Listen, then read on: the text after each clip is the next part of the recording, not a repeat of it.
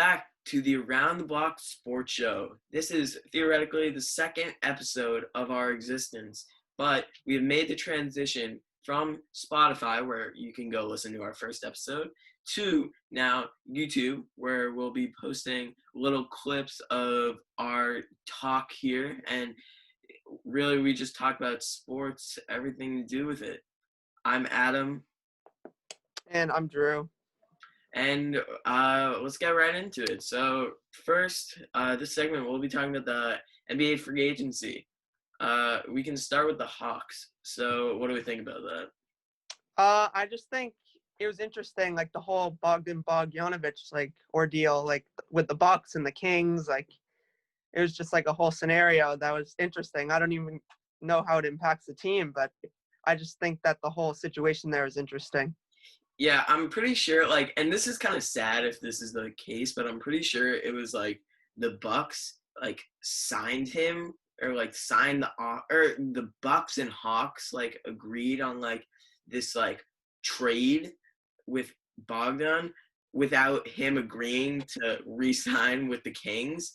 So, clearly you can't do that because he needs to be on the team, and we saw that with Hayward too. People are criticizing Danny Ainge, even though how is he gonna do anything? Hayward got more money, but that's beside the point. And yeah, I mean, I think it's definitely interesting. I don't know how I think the Hawks are kind of selling out right now, and it might not be good because they bring in Bogdan, they bring in Onyeka through the draft. They just got Clint Capella. He hasn't played a game for them. They bring in Gallinari.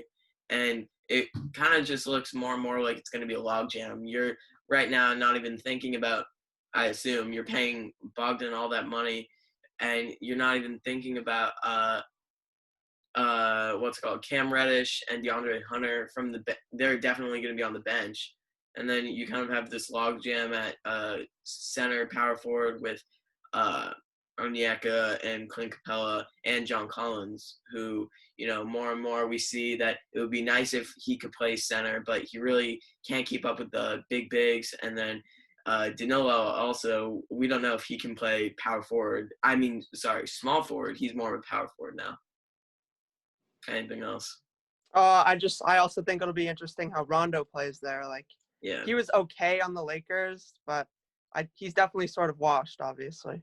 Yeah, and it's you're not really Kevin Huerter is kind of the odd man out in this situation a lot of the times, and a lot of those young guards, like I already said, Cam Reddish, DeAndre Hunter, all that. Moving on, let's talk about the Hornets a little bit. So you get LaMelo Ball, you get Gordon Hayward for $30 million, but that's beside the point.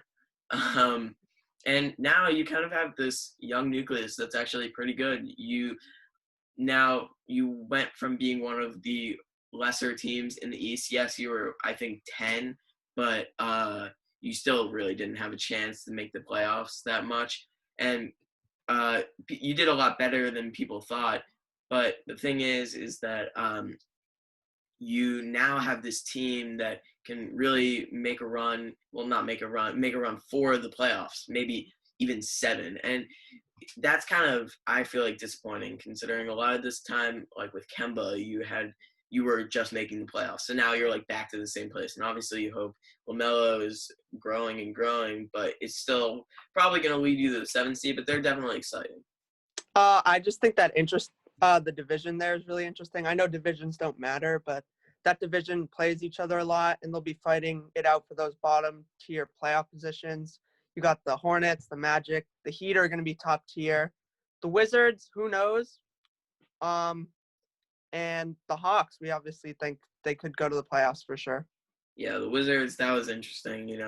Is John Wall requesting for a trade? No one really knows, but I think it'll be an interesting situation there. You bring in Denny. Rui, I thought, was pretty good last year, and you improve, I think, as a team with them.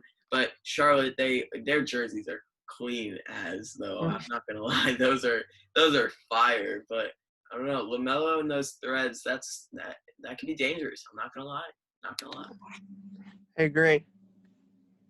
Next, we have the Lakers. So the Lakers, they made some good moves. Obviously, the earliest of them being Dennis Schroeder getting traded. What do we think about that? I think he'll fit in right with like LeBron and AD there, but do they need to make moves? Obviously, their moves I think help them, but it's definitely risky. They're trying to defend a playoff championship. I don't know what the thinking was, but it's probably just to supplement LeBron more and AD, who are definitely aging. I mean, I think I understand it. I think a lot of it is the fact that the second title is always the harder one to win than the first when you're trying to go back to back. And by just looking at the roster, they're clearly better on paper than they were last year. I mean, their third best player was what, Kuzma, maybe like PCP dude in the words of Flight Reacts, but they definitely get better. They get Dennis Schroeder there, and you also bring Montrezl Harrell in a surprising move there. But I don't know. I mean, Montrez, he kind of pulls a little bit of a KD, but I mean, what are you gonna do? He'll probably help them, and Dwight, he goes to Philly, and JaVale, he goes to the Cavs, right? I'm pretty sure. Yeah. JaVale, it was a good run. He gets his ring, and they're out. And guess what? Really, all that matters is LeBron and AD are there. If anyone else is not there, who really cares? And if more people are there than before, that's probably better. I think the biggest development here is the new JaVale blog series that'll come out of this. Yeah, that's gonna be electric. Except we will not have Nina and Stacey anymore. Disappointing. And that's going to be Andre Drummond and Jetty Osman, the stars. Yeah, of course. We have the Pistons. Do you want to discuss the Pistons? Yeah, I mean, I think the Pistons kind of had like a trash offseason. Like they signed Mason Plumlee to like this big ass deal, and like I think Jeremy Grant is really good, and it looks like he was looking for his new up and coming role. And I also like Killian Hayes too, but I just like Mason Plumlee makes me feel bad about them. I just like it, he automatically made their offseason kind of bad just because like they were building this like nice thing, and now it kind of looks like he like takes away from stuff. Yeah, I don't think they're going to be playoff contenders personally. I mean, that's kind of given, I would say. I mean, well, with the new format, I mean, it makes it more easy. But yeah, but like I don't know. I think the East is getting better, like in the lower parts, whereas like in the sense that the Magic and the Hornets and the Hawks and the Bulls, even these teams are probably going to be competing over the Pistons. Yeah. We can move on to the Rockets. Probably they had a pretty solid offseason for almost trading their two stars. I don't know what's going to happen with Harden and Westbrook. It's going to be tougher for them to move now that teams have really found themselves with the draft and they got the guys they wanted for the most part. We discussed that in our past episode on Spotify, but I mean, it's going to be tougher for teams to pursue these guys and risk more things when they have what they want already. I mean, that's definitely a good point. I mean, I think just looking at the moves that they made in general, like you bring in Christian Wood and all that, and I think you still have Daniel House, and they brought in DeMarcus Cousins, Boogie. So that's clearly like a solid offseason. Like you finally have a big on the roster. So like, I mean, besides Tyson Chandler, but it's not like he was playing. But like, that's actually I think that's solid pickups right there. Yeah, it's definitely going to be tough though for them to compete, especially if they do get rid of Westbrook and Harden. But they could be in the middle of the pack there in the West.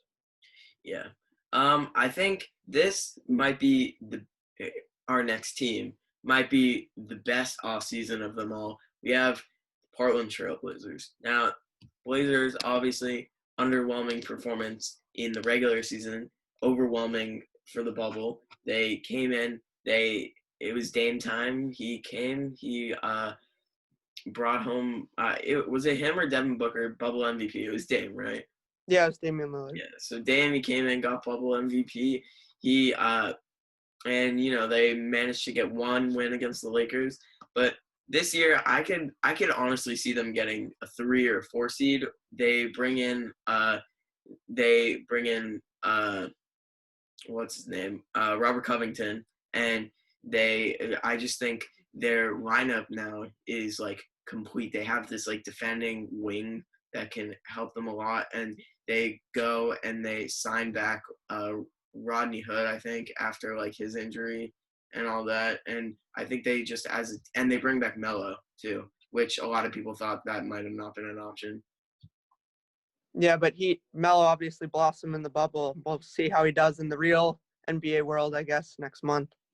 Yeah, and it's interesting. Like you get all these people, and like some of the bubble stars, like Gary Trent, it kind of looks like he might be an odd man out here, being deeper on the bench now. But I mean, I think they definitely have a great chance. I mean, they were what, the 3 seed when they went to the conference finals 2 years prior. I think they were the 4, but yeah. Okay, I'm not sure. It's either 3 or 4. I'm pretty sure, but they definitely. I mean, and they competed. No, they didn't compete with the Warriors, but it was definitely, I don't know, an underwhelming season last year, and you could definitely see them like this is probably the best team that Dame's had around him, and you could see them make a jump right here.